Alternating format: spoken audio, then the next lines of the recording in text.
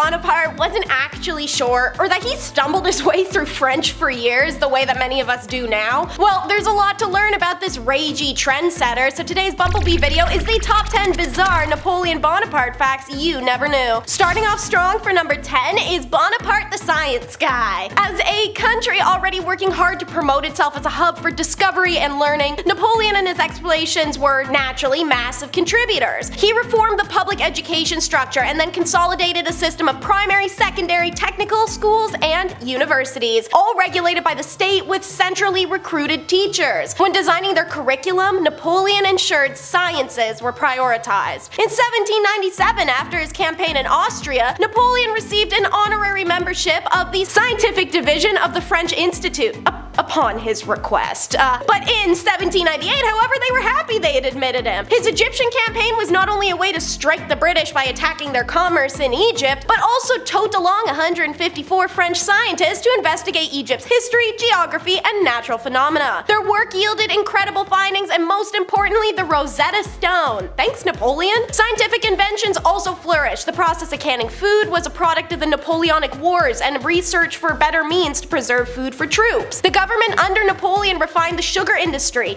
The extraction of sugar came from sugar beets rather than cane. And in 1795, a French officer in Napoleon's army, Nicolas Jacques Contrat, patented a modern method of kiln firing powdered graphite with clay to make the pencils of desired hardness. So yeah, Napoleon Bonaparte, the science guy. But unlike many cynical scientists, Lil Napoleon was counting his lucky stars. Number 9. Now, Napoleon didn't believe or care about witchcraft, but he definitely held on to some more everyday superstitions. He was reportedly terrified of cats and open doors. He disliked Fridays and the number 13. If he had a choice, he would never begin a journey on either of those two dates. Instead, he would choose one of his many lucky dates, like June 14th, which is the day of his victory at the Battle of Marengo in 1800, or December 2nd, which is when he won the Battle of Austerlitz in 1805. So, Napoleon believed that Josephine, the love of his life you'll be learning about later, brought him good luck. He always carried a portrait of her with him on his campaigns, and when it was damaged, he believed it was an omen. It happened during the Italian campaign of 1796 to 97, when Napoleon reportedly turned pale with dread and said either my wife is very ill or she is unfaithful. And how could I forget? He had a literal lucky star that only he could see and insisted guided him. To be an ass to other people, apparently, as there are many records of that. My favorite, Marshal Auguste de Marmont's memoirs. He claims that one day at the Palace of Fontainebleau, Napoleon was inside arguing with his uncle, the Cardinal Joseph Fesch, and to quote, at the end, the emperor took Fesch by the hand, opened the window, and led him onto the balcony. Look up there, he said. Do you see anything? No, replied Fesch. I see nothing. Well, then, learn to hold your tongue, the emperor went on. I see my star, it is which that guides me. Do not compare your weak and imperfect faculties to my superior organization. Damn, if you want to hear more historical burns like that, take a second to subscribe to the Hive down below. And since it came up, number 8 will be about the older woman, aka Josephine, the woman that wooed Bonaparte's Bonapants right off. Josephine had been married to an aristocrat, Alexander de Beauharnais, and had 2 kids. However, the marriage didn't last and some revolutionary stuff went down, and thus so did the guillotine on Alexander's neck. Josephine, however, is lucky and keeps her head. Josephine was a 32-year-old single mother when she met 26-year-old Napoleon in 1795 at a society ball. It was hosted by Paul Barras, which is Napoleon's mentor and the de facto governor of France. Josephine was Paul's mistress at the time, but he wanted to move on to newer, younger things anyways, and then the love letters that emerged from these two sparked romance are nothing short of fairy tale love. Josephine was smart, brave, and able to handle a lot of BS. She was one of the only ones that could calm Napoleon, and that's why their marriage held firm through their mutual affairs when apart, and public blowouts when they were together. It couldn't hold fast against a lack of heir, however, and Napoleon and Josephine divorced amicably in 1809 for the interest of France. Despite the divorce, Napoleon showed his dedication to her for the rest of his life, and she to him. Josephine remained the empress, she remained in luxury, and she remained loved. When he heard the news of her death while in exile in Elba, Napoleon locked himself into a room for literal days and would not come out. He then goes and fills a locket with violets to remember her, daughter, and Josephine would be his last dying words in 1821. And while we're on the topic of happy households, number 7 is how Napoleon wasn't any kind of stepdad, he was the dad that stepped up. So there's a big old tangled web with this family, strap in. To start, in simple territories, when Napoleon married Josephine in 1796, he took on the role of stepfather to Eugene and Hortense, Josephine's 2 kids. Napoleon even formally adopted Eugene since he developed such a close relationship with him. Eugene became a clear daddy's boy. He jumped headfirst in the military, rising through the ranks and being given significant responsibilities. In 1802, Eugene became promoted to general, and in 1804, he became the Prince of the Empire. In 1805, when Napoleon was crowned King of Italy, he appointed Eugene as his viceroy. Hortense became his stepdaughter, but she was very much a mama's girl. He loved and respected her as a daughter, but they never bonded much. She played a role in reuniting her mother Napoleon more than once after fights and affairs, however. And then Napoleon and Josephine eventually pay her back by marrying Hortense to Napoleon's brother Louis Bonaparte in 1802 to strengthen the family's positions. But now she's also her stepfather's sister-in-law. Oh, and she hated Louis with a whole passion. Multiple letters between the family grumbles that she only loved her children, of which she had 3. They could complain however much they wanted though, since the Napoleon's sole biological child dies, and Hortense's son Napoleon III becomes the heir, the last monarch of France as Emperor of the French from 1852 to 70. Number 6, we dive into the wardrobes of surprising trendsetters. When Napoleon Bonaparte finally became the French leader in 1799, no one wanted to look like the aristocrats of the old, whose corsets and powdered wigs and elaborate guard had been cut, more guillotined out of style. In came the fashionable women like Josephine, who repped a less formal and structured, more flowy body-conscious style. And don't forget that famous empire waist. Josephine bought 900 dresses a year, compared to Marie Antoinette's 170? So that's some hilarious irony for you there. Oh, also 1,000 pairs of gloves. Josephine's extravagance displayed the empire's splendor and helped make the French trendsetters of Europe once more. But it also pretty much single-handedly helped maintain the fashion and textile industries affected by the Continual Blockade. Napoleon was known to deliberately spoil Josephine's, but also the women around him, like Hortense, Marie, and other nobilities, clothing he disapproved of or found ugly. This man would spill food, alcohol, ink, anything that could stain onto the clothing to render it unwearable. According to Ponce de L'Herald, Napoleon had a profound antipathy to black garments and even colored dresses. Some historians enjoyed arguing the reason for his extreme actions may be a desire to support the local textile industry and discourage the wearing of British cloth and fashion. I think dude was a fashion queen. He did somehow manage to make the bicorn hat a fashion trend by sheer force of will after all. So for number 5, we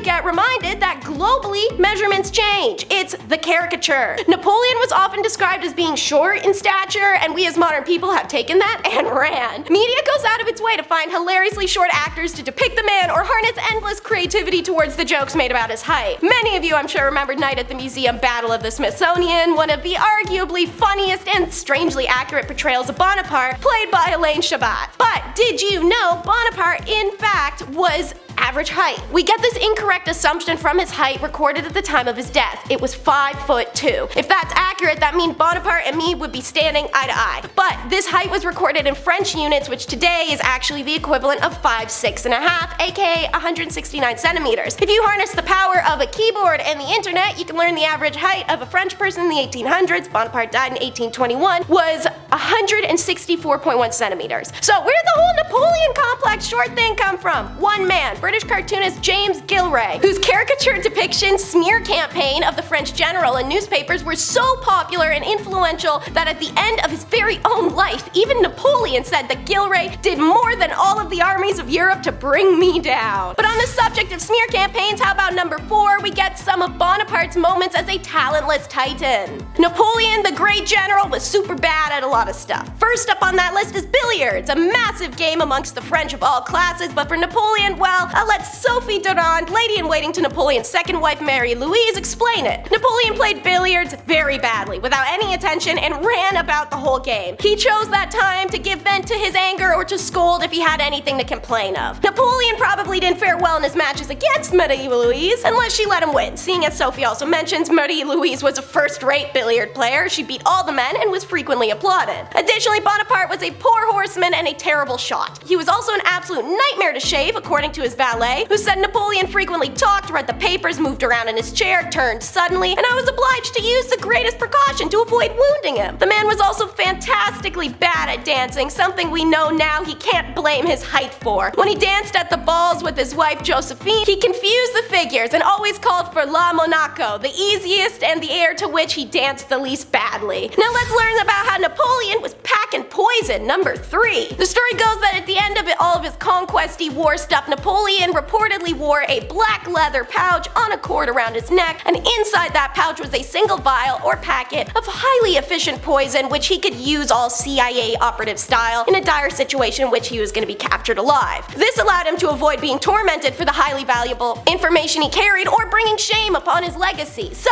the day comes when Napoleon is going to be captured. It's around the Elba exile period of 1814, and Napoleon administers himself the poison. Like that scene in Shrek 2 when Shrek drinks the fairy godmother's potion, the sky goes all dark and he's waiting to be magically changed, and then all that comes of it is gas? Well, that quite literally happened to Bonaparte. So, he had carried the poison for too long, and expiry dates are real for a reason, and instead he gets violently ill out of both ends instead of dying. Judging from how folks described it, I bet he wished he died instead. A lot of historians argue from here on out what happened. It was super uncharacteristic of the meticulous Napoleon to have expired poison as is, and then comes the debate about how long the illness lasted. Was it over a decade and ultimately what killed him, or was it quickly recovered and he went about life? Who knows? Number 2 is how one musician made a surprising dedication before they changed it. Next up, Bonaparte's arrangement. So come to find out that Beethoven's 3rd Symphony was originally a dedication to Napoleon. See, Beethoven thought himself a free spirit and thus admired the freedom and equality that the French Revolution strode for. He thought Napoleon to be a hero of the people, a champion of freedom, and that's why he intended to dedicate a huge new symphony to him, one that he called Bonaparte. But then, big ego, average sized man, Napoleon crowned himself Emperor of France in late 1804. Beethoven, upon hearing the news, is infuriated. He's disappointed by his hero and apparently exclaimed out loud, "He's a rascal just like all the others." Beethoven then erases Napoleon's name from his manuscript so aggressively that he erased through the paper, leaving holes in the title. What was once Bonaparte's symphony simply became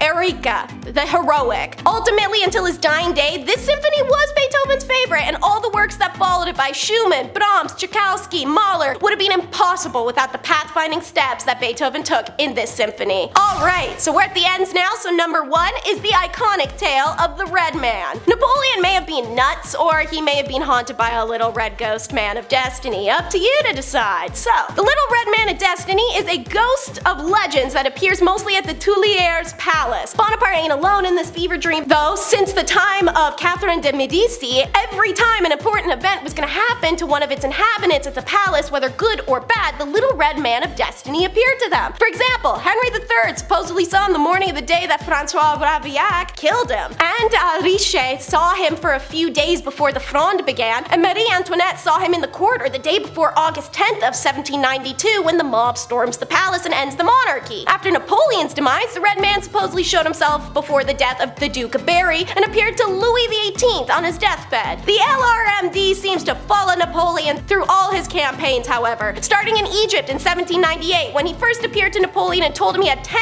years to enjoy victory and triumph on the European battlefield. He also appeared supposedly to advise Napoleon against invading Russia, then again at his coronation a week before the Wagram battle and on the eve of the Battle of Waterloo. What's craziest, however, is multiple of Bonaparte's entourage had either encountered or heard the Red Man speaking with their leader. General Jean Rapp is one of many, and many servants walked in on Napoleon talking to nothing, but Counselor of State Louis Mathieu Count Molay shares the most sensationalized story. On the 1st of January 1814, Napoleon shut himself up in his cabinet, telling Count Molay to make sure nobody bothers him. However, a tall man dressed in all red arrived to speak to the emperor. Before Molay could finish saying "not happening, broski," the man says, "Tell Bonaparte it's the Red Man." Awed by the commanding tone in the strange personage, Molay obeyed, and to his surprise, Bonaparte let the man in. Molay, being nosy, presses his ear to the door and hears the supposed following. "This is my 3rd appearance before you. The first time we met was in Egypt at the Battle of the Pyramids. The second was at the Battle of Wagram. I then granted you 4 more years to terminate the conquest of Europe or make general peace, threatening you that if you did not perform one of these 2, I would withdraw my protection from you. Now I am come, for the 3rd and last time, to warn you that you now have but 3 months to complete the execution of your designs or to comply with the proposals of peace offered to you by the Allies. If you do not achieve one or accede to the other, all will be over for you. So remember it well. Napoleon then begs the Red Man. It was impossible in such a short space to reconquer what he had lost, or to make peace on honorable terms. The Red Man isn't deterred, simply saying that Bonaparte has 3 months and leaves. This story circulated wildly in Paris of February 1815, causing an unusual sensation and fueling superstition and fear among the people that Bonaparte had made a deal with the devil. So you can imagine how the French papers, when Bonaparte was deposed 3 months later, returned to this story and how his mysterious visitant prophetic threat had seemingly come true. Alright, thank you so much for tuning in. I hope you enjoyed. Be sure to like and subscribe for more, and I'll see you next time.